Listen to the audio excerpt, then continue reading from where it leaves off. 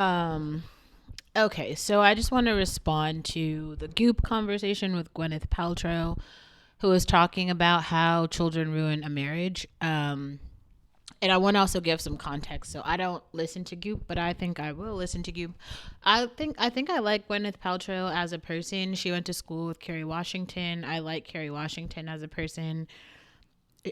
They both grew up pretty upper middle class. Well, Carrie grew up excuse me, middle class, but Gwyneth grew up, excuse me, upper middle class. But they both, like, Carrie got a scholarship to go to the school that the little prep school that Gwyneth went to. So this is the way they know each other. Anyway, so after hearing that story, I definitely like Gwyneth Paltrow. But I do want to explain something because I've been trying to talk pretty frequently about kind of the upper middle class and how people are making relationship choices. Now, Gwyneth Paltrow, I don't actually know who her husband is. I could do some research and kind of look into this, but I feel like she followed a pretty standard path. Like, Gwyneth Paltrow is a very attractive woman. So she probably married someone who was first A, successful, B, handsome, and that she actually enjoyed as a person. So that's when people are talking about healthy relationships. Um, some of you guys are just you're just picking shit that you can get. You're like, oh, let me pick a pretty girl, but she's stupid and poor. Oh, let me pick a smart girl, but she's ugly and fat. Oh, let me pick, like, you're picking and choosing. In the upper middle class, people are not doing that.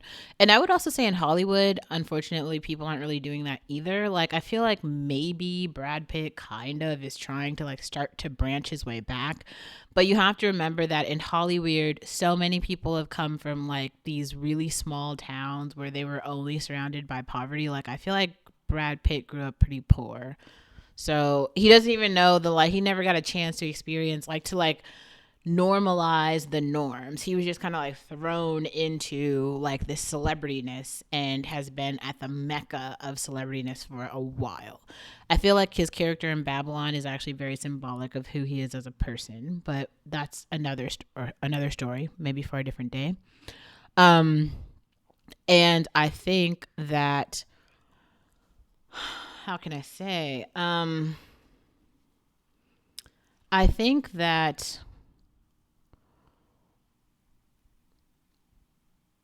what Gwyneth Paltrow and Katy Perry were getting at is like sometimes you get into a relationship with another person, right? So for women, you get into a relationship with a guy and you really like this guy. Like, you're going through all the phases. First, you guys are in this like puppy love phase, and then you guys are maybe in this like lustful phase, and then maybe you guys are in this dating phase, and then maybe you're in this like travel getaway phase. There's all these things you can do with your partner to get to know them and like them as a person and lust after them.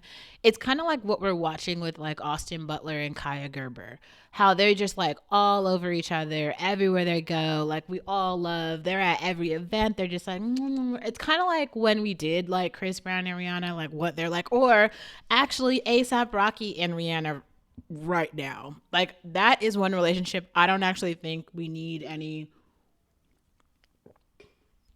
PR team to like tell us like, oh, those two people like each other. Listen to interviews that they really have given and like what they said about each other when they were in relationships with other people. Like, they were still saying the same shit. Like, the story has never changed. I feel like that's actually probably the best one. And I feel like Kaya Gerber and Austin Butler is the same sort of situation. You can't really hide some of those looks. Like, the Austin Butler looks at Kaya Gerber like a meal, and that's when you know that someone actually likes the other person. I also feel like the way this is the way Damson Idris, is that what his name is, looks at Lori Harvey.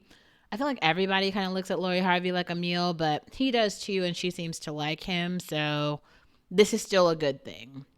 In the grand scope of things, this is a good thing.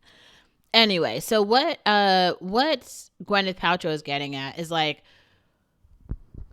she's like the full cup person, and so you can't really compare Candace Owens to like a Gwyneth Paltrow. Like, Candace Owens is a very pragmatic girl. She's like not she's not really very attractive. She's definitely not ugly. But it's like her and Brett Cooper, they're all like these moderately attract. They're like the YouTubers, right? Like, moderately attractive people. They're like decent enough looking people, but she's very pragmatic and very conservative. She's like the every girl. She's actually like Pearl. very similar to Pearl, except like Candace is pretty where like Pearl just doesn't have any pretty tokens where Candace actually does. So that there's like a difference there. Like if Pearl is like a 3, at least Candace is like a 6 or a 7, you know, so that's still a pretty big jump. Anyway. So but Candace with her with like the pretty tokens that she has and like her conservative values, she makes a really perfect wife because like you can just take her everywhere and like she really does have she's like a Michelle Obama. She like has something to say and she like stands for righteousness and conservativeness, but it's just like I think that her husband loves her for sure. And I think that he definitely married her. They are married for kind of political reasons. Like they both chose each other for like the safe route. Like her husband's not the richest, right? He's not like the best looking, but he does have like some wealth and he does have like some attractiveness, right? So they both fall into a very similar category and they're like sheer pragmatism and they're like kind of like level of safeness is they're even keeled. They're even keeled. They're a great match actually, but you can't compare that to Gwyneth Paltrow, right? like Gwyneth Paltrow is like really really pretty. Like she has like a lot of pretty tokens. Candace Owens doesn't have that. So the things that like Gwyneth Paltrow is looking for in a relationship are different than the things that Candace Owens is looking for in a relationship. This is why everybody can't. It just some things aren't the same. Like some guys will literally like go smash like French Montana for this is a great example. French Montana has probably smashed a lot of like really beautiful women and didn't value any of them because he has so much access to so many of them. But the same women that he is like looking over and just completely, you know, shitting on, some other man would really value her and that woman would really value that man. So in a sense, he's like stealing other people's life chances by being a hoe.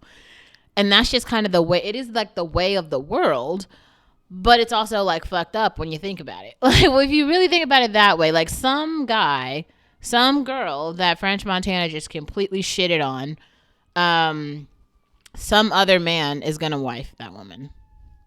There's not like a surplus of pretty women. There's no plastic surgery that is gonna turn these busted Beckys into like supermodels. It's just not.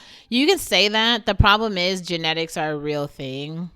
So like you can't like weed your ugly out of the gene pool. That it just doesn't work like that. And also as you age with all your cosmetic surgeries, like you guys can see the old bitches who went that route and how awful they look now. Madonna. Anyway, so I think that was just worth a small unpacking, and I just wanted to kind of like come in and give my 2 cents because Candace is not Gwyneth and they didn't marry for the same reasons.